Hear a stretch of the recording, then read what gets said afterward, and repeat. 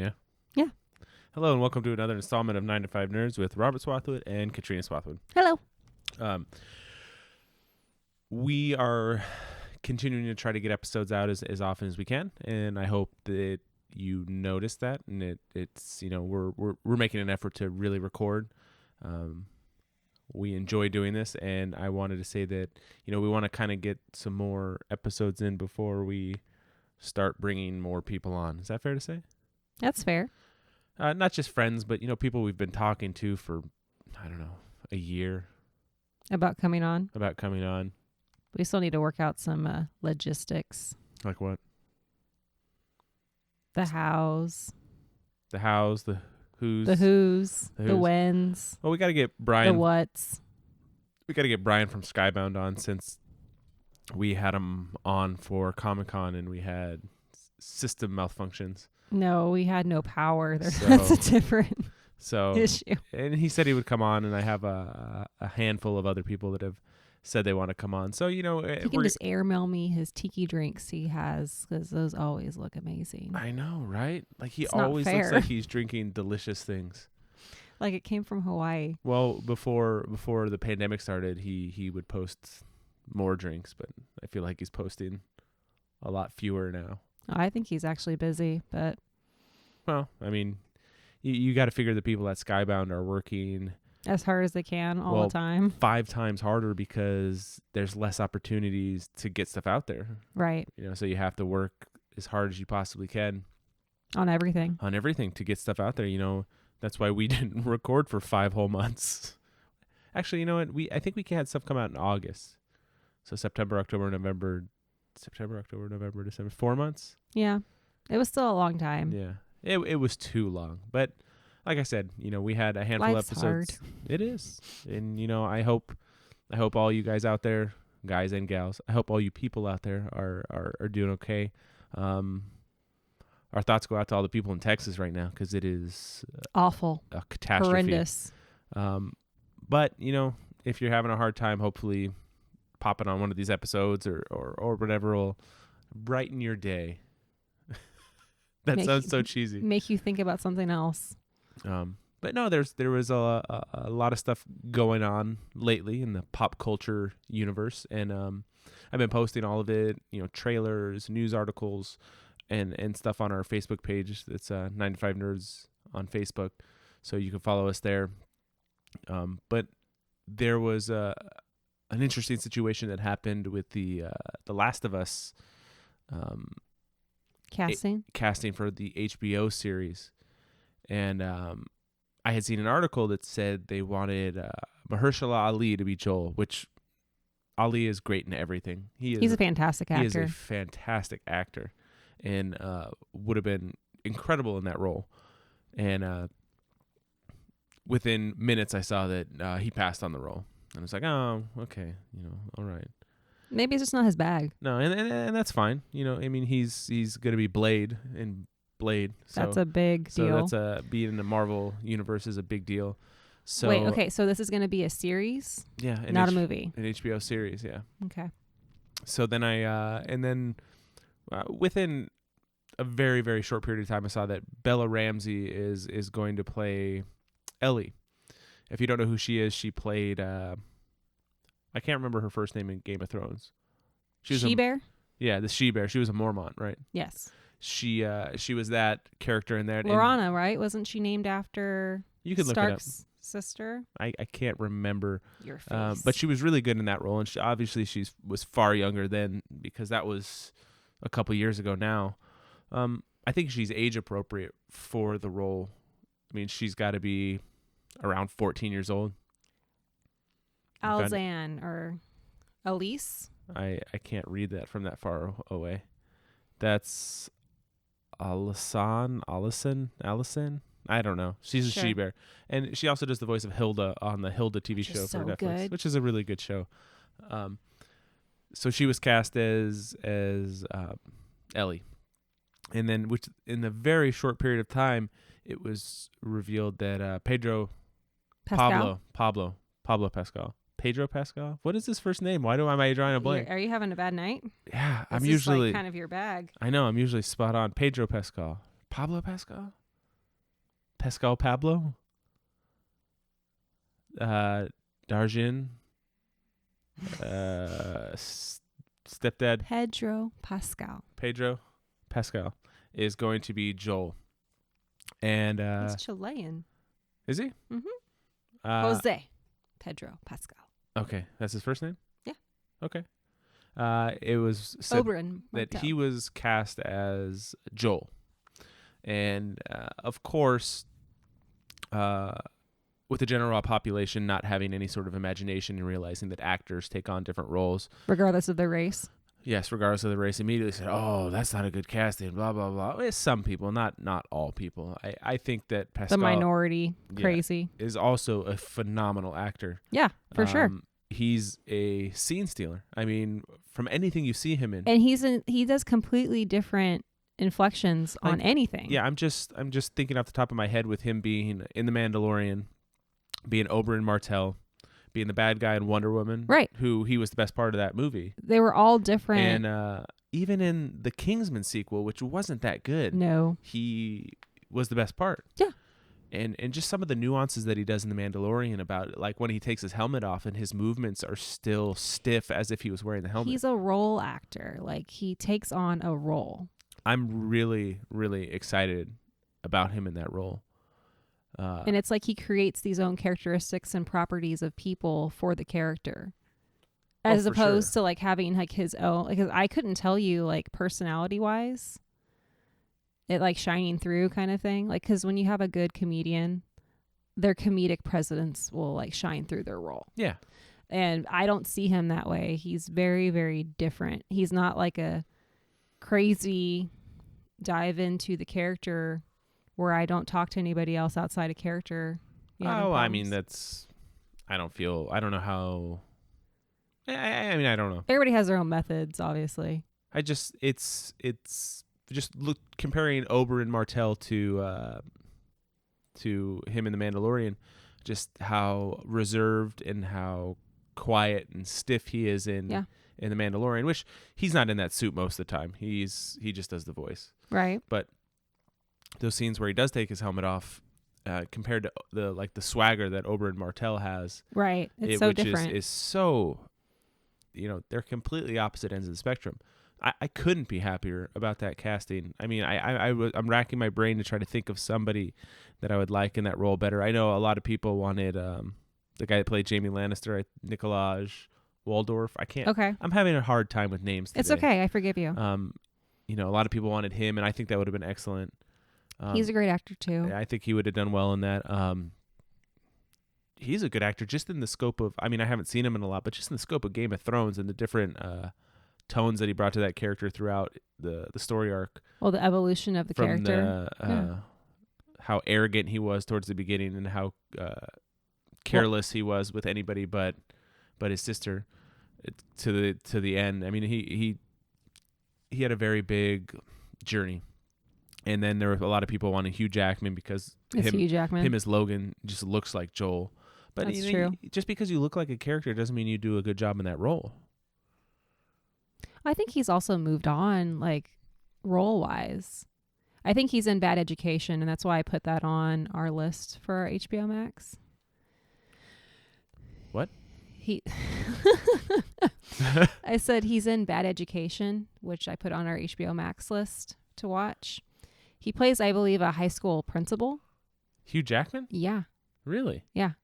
That's why I put that on there. Interesting. So I like Hugh Jackman. I think he's stepping away from that role trope right now. He did The Greatest Showman. We never watched it. I almost put it on today. I wanted to see it.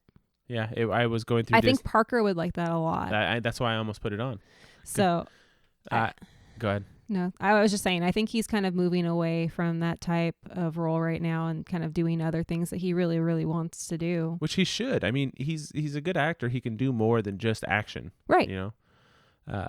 So, no, but I almost put on The Greatest Showman because I was looking for stuff to put on today while you were gone. And we've been watching the newer X-Men movies. And so I just put the X-Men cartoon on, and the kids watched it for a little while.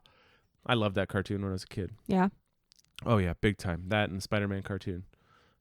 But no, there's been a lot of news and stuff going on I'm going to try to fit it all into one episode, but we might have to end up doing 2. Okay. The last of the casting was a big deal. I'm excited about that. So it's one of my favorite. Those 2 games were incredible, and the drama in those games and the story, it really will lend itself. I think HBO is the place to do it. I don't think it would fit in a movie. Okay. You need to flesh it out. There's too much content. Yeah, you need to flesh it out a little bit more. And there's never really been. A friend and I were going over this recently. Can you think of a video game movie that's good? That's like legitimately good, not like you're fond of it because you like the video game, like the first Resident Evil movie. I enjoyed it at the time, but it doesn't hold up at all. It's not a great movie. And regardless of what you may think, not you, I'm talking to everybody out there. Mortal Kombat is not a good movie. I enjoyed it. I loved it as a kid. I will rewatch it with fondness, and I hope this new one is good because there's a new one coming to HBO Max. But that is not a good movie. It's a good bad movie. I'm telling you out there. You can fight me on this. You can argue with me on any social media platform. I'm placing my flag in the sand. It is not good. Yeah, if you want to call in and we need to get the message line back up. Okay. And if we'll get that back up, and if you want to call in or tell me how good it is, I will be on the side to argue it because it is not a good movie. I can't think of a video game movie that's good because there isn't one. And with the parody for Pixel was fun, but that's not a good terrible movie. Yeah. But with Naughty Dog having some of the best games being, Uncharted and Last of Us, and I never really got into Ratchet and Clank, but those 2 movies or those 2 games are basically like playing movies. Right. So you're going to, Uncharted has wrapped, it's done filming. And that's so now they're going post-production. Yes, and casting is going forward in The Last of Us. And I enjoy both of those so much. So are they planning on doing a series of Uncharted movies? I have no idea. Or are they just going to, I guess they would have to just test the water and see how it would go. And I also think it would be interesting to see where they're going to start in The Last of Us. Because do they even go further back from what you don't even know? That'd be interesting. Do they fill in the gap between the beginning of Last of Us and the Fireflies? Yeah, I don't know. It's a series. Yeah, they're going to have more time. Yeah, you definitely have options, and it's going to be huge. I mean, if it's done with the quality that HBO does, they don't half-ass it. They don't. You're going to get the budget you want. Even on dying projects, they don't half-ass. No, well, Rome, I think, was the precursor to these big things, these big budget. Whereas, I didn't watch The Sopranos, but it was it wasn't these huge sets. It was a gangster show. It had a big ensemble cast, but it didn't have these huge sets that were, millions of dollars like Rome was. And I think they didn't know what they had in Rome when it was canceled. I also think with a period piece like that, you have to create these huge things because they're talking about a time and place in the world that existed. That was real. And if you don't do it to scale or do it to it's not going to look right. Yeah, and no one's going to watch it. And as far as Game of Thrones, they filmed on location in all of these places. Right. There was green screen attached to those things to enhance Amplify. the surroundings. Yeah. But good word. But they have the budget to do that, so I'm hoping it's done right. They also have the platform because right now, sending something to theater is really, really on borrowed time. It's dodgy. So, the whole thing with studios sending things to theater and also trying to do a simultaneous purchase for download to watch, to stream. I even think that is getting a little crazy. Well, we bought a movie recently, and I wanted to honestly buy another one this last weekend, but I didn't want to buy movies back-to-back weeks. That's fair. There's this really cheesy-looking, terrible movie called, I believe it's called Wally Wonderland. Okay. It's got Nicolas Cage in it. Okay. And it's I saw the trailer you put up. Bloody thing that, yeah. Is that really something you want to spend money on? Or? That's why I didn't. I want to see it. Or is it something that you're worth waiting until it's able to be? I can wait. Okay. But we're people that used to love going to the movie theater. I know. And even with that, when things come back, we're slowly changing our living room to be in a better situation to enjoy movies on that level. Well, you already made it pretty clear before we even stopped going to the movies, because we kind of had to, was that you weren't really enjoying the movie experience anymore. Well, we found a movie theater we liked that had, most of the time when you go for the reclining seats that you book, it's more expensive. We found one that was affordable. Right. And that was the only place I wanted to go to movies anymore because I could be comfortable.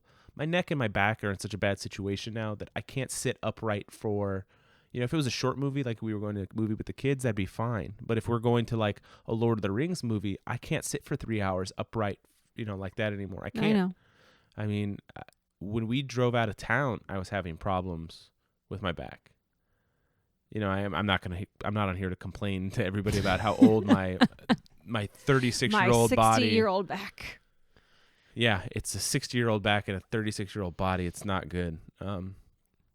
But we got the couch. We got a really nice new couch that's super comfortable. Let's hope it stays nice. Yeah, I want to eventually get the new TV and get better speakers and just have that movie experience at home. Because we don't know, eventually we'll be going back again, and I still want to go see my Marvel movies in theaters. But some of these smaller independent movies, because there's some movies that are better on the big screen. They just are. Oh, absolutely. I think most movies are better on the big screen because you get to actually immerse yourself in what's going on versus being distracted at home as to what's happening. That is true. So when you do watch a movie like Promising Young Woman, right, you need to dedicate the time to watching it and your attention. Yes, but here's the thing: is my thing is I'm all about supporting lower budget movies and independent movies and things like that.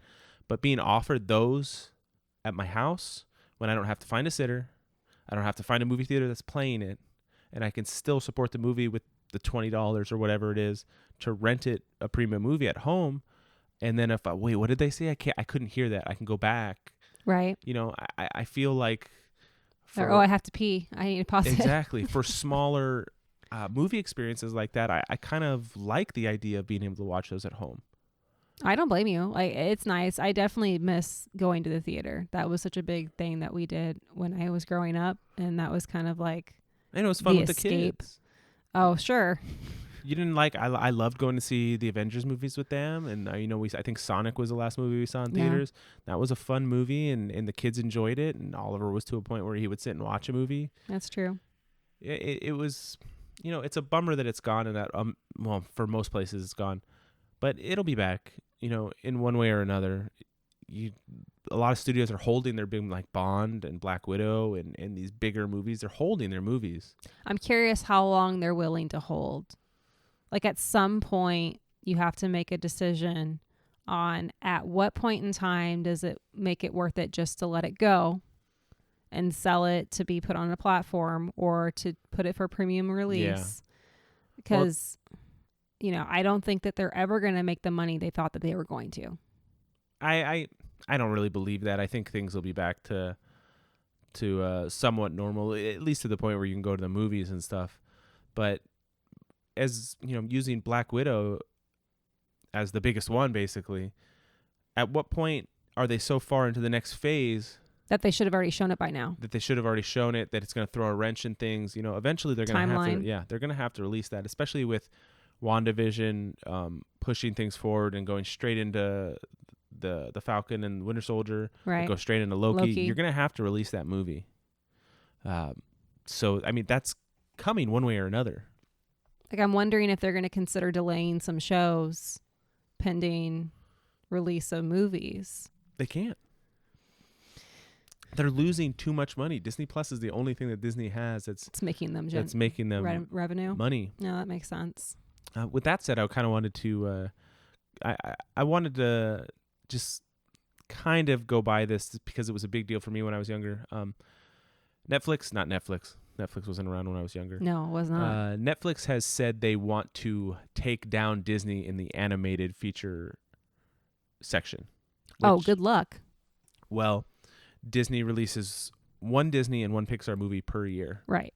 And the way that Netflix throws money around, I think they said they wanted to do 3 to 5 animated movies a year. Like original content? Yeah. Which is huge. That is huge. And I don't know who they did the article with or the interview with, so I'm not going to try to quote that person, but they said something about wanting to take down Disney and wanting to be the bigger animated. And he said that may never happen, but they're going to try. And with that thought process, Netflix bought the rights to Brian Jacques Redwall series. Okay. To be a feature film and a series.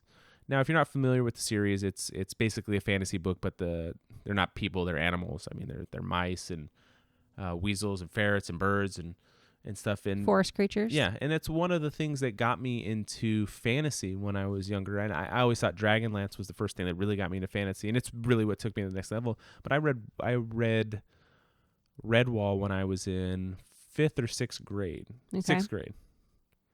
And then I read every Redwall book that he made for 4 years. Are we talking like along the lines of Mouse Guard? I mean that'd be a comparison to what it is. Okay. Yes. I mean, I only read the first Mouse Guard. But yes, that would be along the same lines, talking animals with swords and stuff like that. And I remember I haven't read it in a long time. But I'm excited about the idea of watching it and kind of remembering. If Dragonlance came out with a movie, which I feel like it's only a matter of time before it picks up again.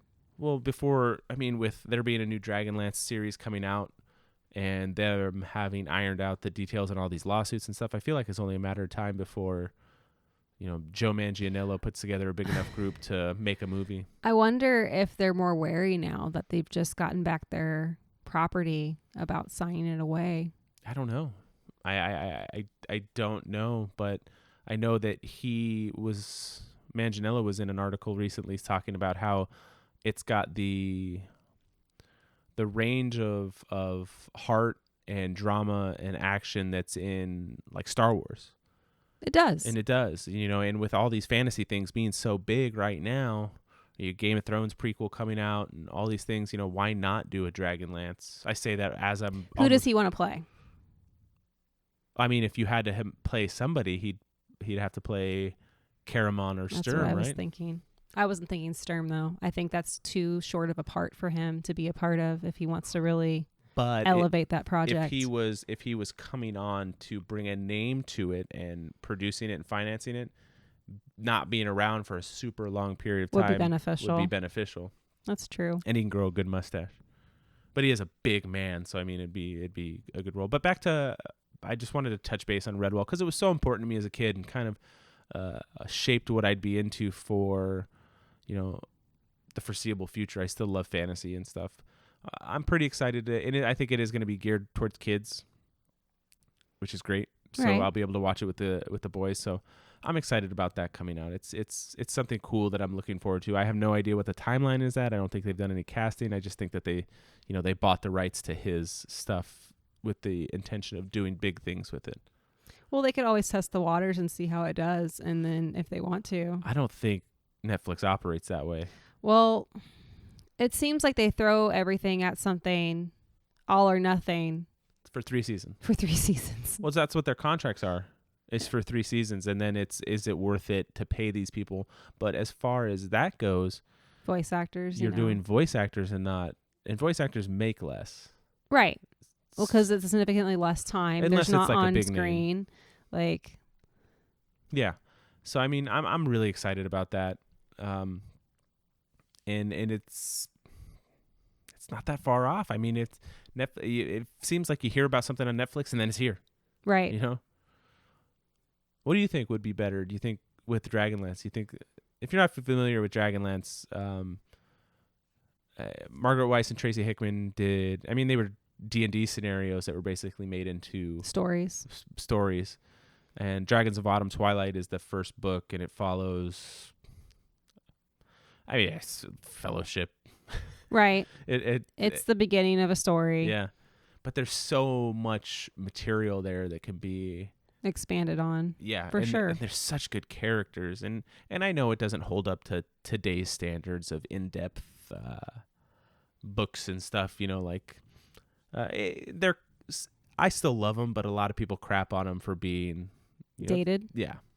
Well, they were written how long ago? I think Dragons of Autumn Twilight came out the year we were born.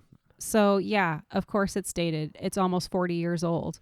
Like, well, I understand, but I mean, I understand some pieces are timeless. Like, you can pick up a piece of art or a movie or, a piece of music, and it could have been like something written yesterday. I get timelessness kind of thing.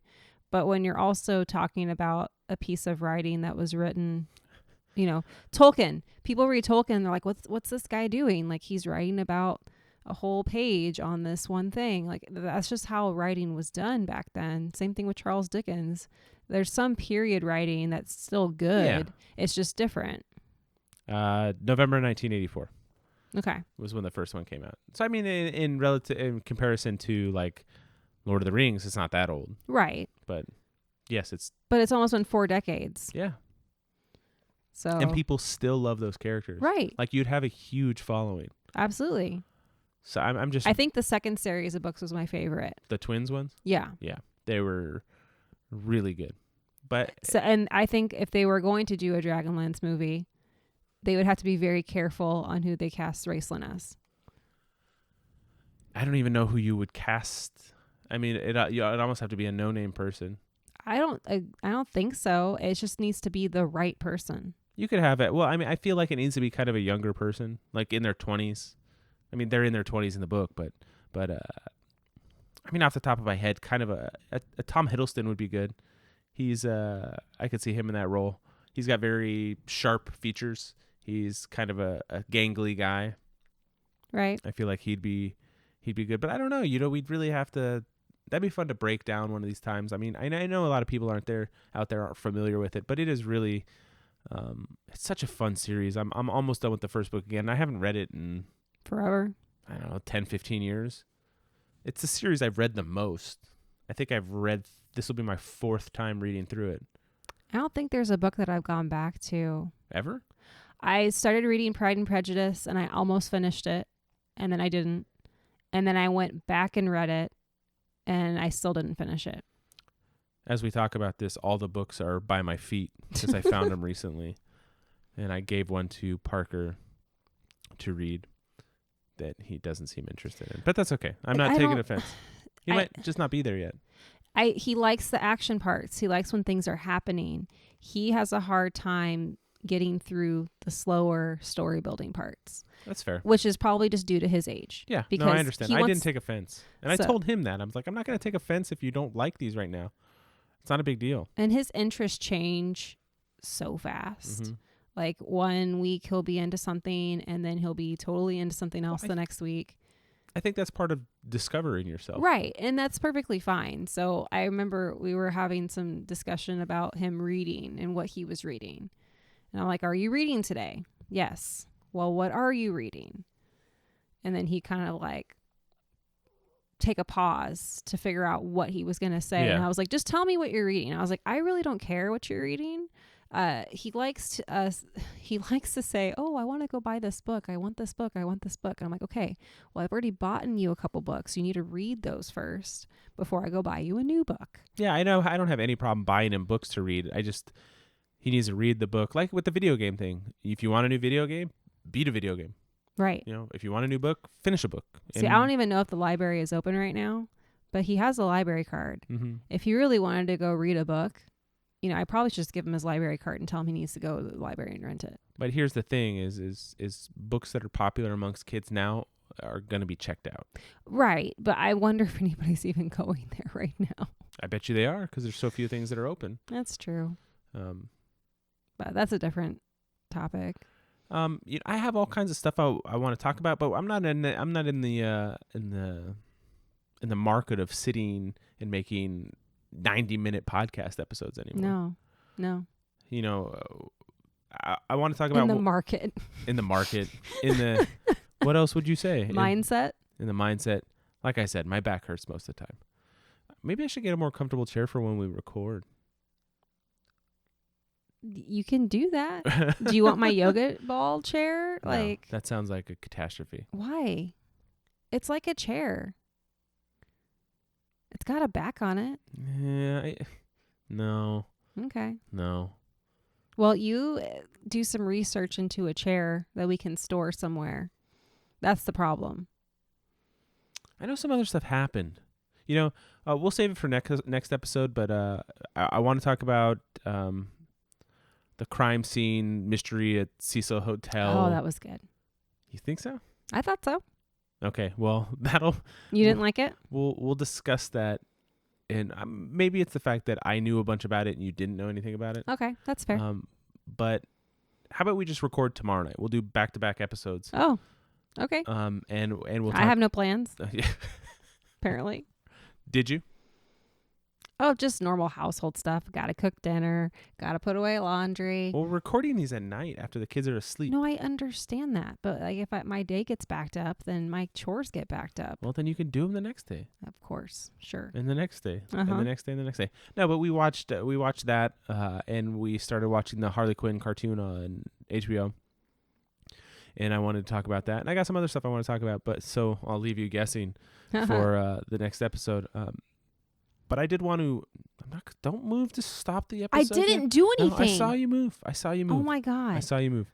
I did want to talk about one show real quick that we've been watching that is slightly unexpected. That if you're like me, I'm getting all serious. Oh, you are. If you're like me, sometimes it's nice to have a show at the end of the day that's not just white noise, that you're like you put on The Office in the background or Parks and Rec or one of these shows you've seen a ton of times, but something that's just kind of relaxing, that'll calm you down. And as much as it's weird to say, I liked the Uncharted series with Gordon Ramsay. It kind of chilled me out. I really liked seeing the places that he was going. And if you're not familiar with him other than Hell's Kitchen, he's actually a very calm person. Yeah. Well, even on the F Word, that was a great show. It was. But Katrina randomly put on the Great British Baking Show. Yes. Like 2 weeks ago. And I didn't pay any attention to it. I didn't watch the first episode. And then the second episode, I kind of started paying attention. And now I'm like, this is extraordinary. Like, yeah. It's calming. It's relaxing. There's not a really high-end competition edge to the show. Not really. It's just a bunch of people going out there who love to bake, and they're doing their best. And the colors are bright.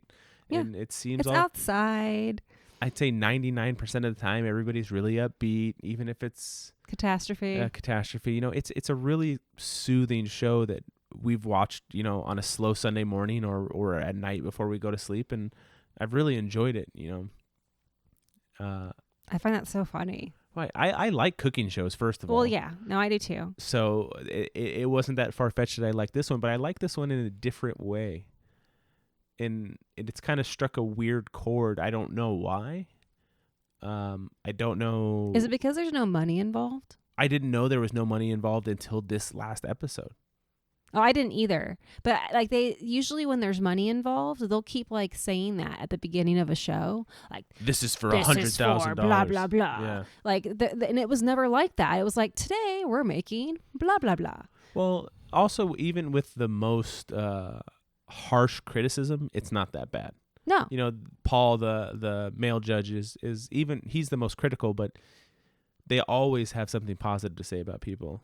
And we talk openly on this podcast, and we tell you guys what we're into and what we're not into and what we liked and what we didn't like. And I've talked about everything on here, from anxiety to the things that make me happy to going to the doctor for anal bleeding. For poops. Yeah, I've talked about everything on here. So of course I'm going to let you know a show that just seems to kind of relax me.